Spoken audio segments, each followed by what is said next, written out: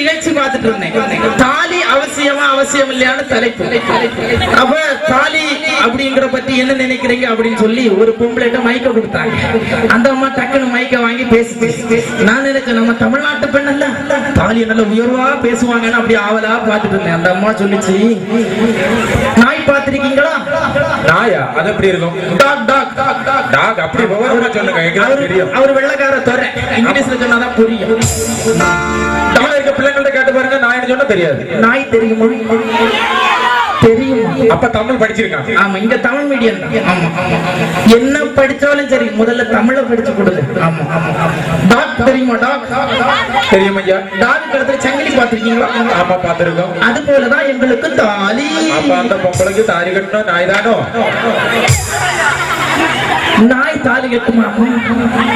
நாய்க்கு களத்துல மாதிரி இருக்கணும்னா நாய் தான் கட்டணும். நாய் தான் கட்டணும். அதுவும் கரெக்ட்.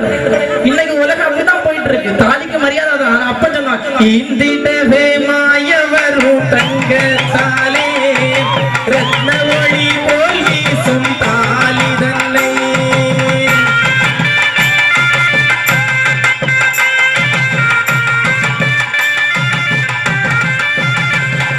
மாய்ந்து மிக போகாமல் தாலி வாழ மகாதர்ம யுகம் வாழ மாதம் வாழ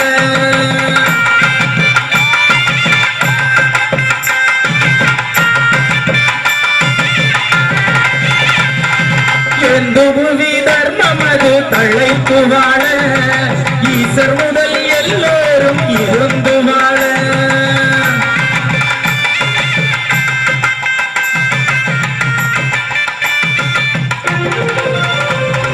சாந்தகுல சான்றோர்கள் தழைத்து வாழ தாலி மிக வாழ வென்றே தரித்தார் தாலி.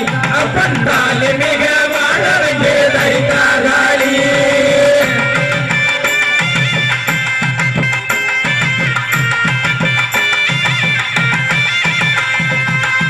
திருக்கல்யாண வாசிப்புல ஒரு அழகான வரிகள். எதுக்காக தாலி? தங்கத்தால தாலி. தங்கத்தால தாலி எதுக்கு? சும்மா அழகுக்கு இல்ல. அந்த இறைவன் வாழ வேண்டும் என்றால் தாலி. இந்த உலகத்தை இறைவன் காப்பாற்ற வேண்டும் என்றால் தாலி. அந்த ஈசன் வாழ என்றால் தாலி. அந்த இறைவன் வாழ வேண்டும் என்றால் தாலி.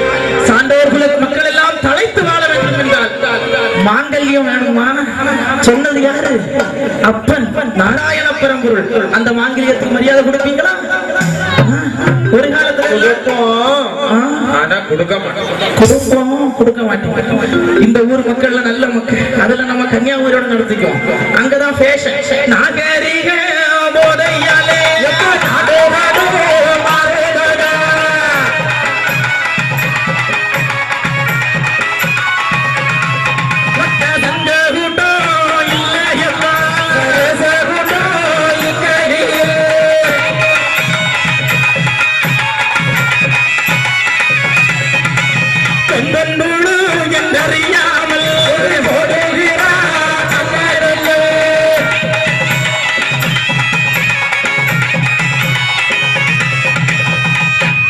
என்னைக்கு நாகரீகம்னு சொன்னானோ அண்ணில இருந்து தாலி எல்லாம் மறைச்ச தொடங்கிட்டாங்க.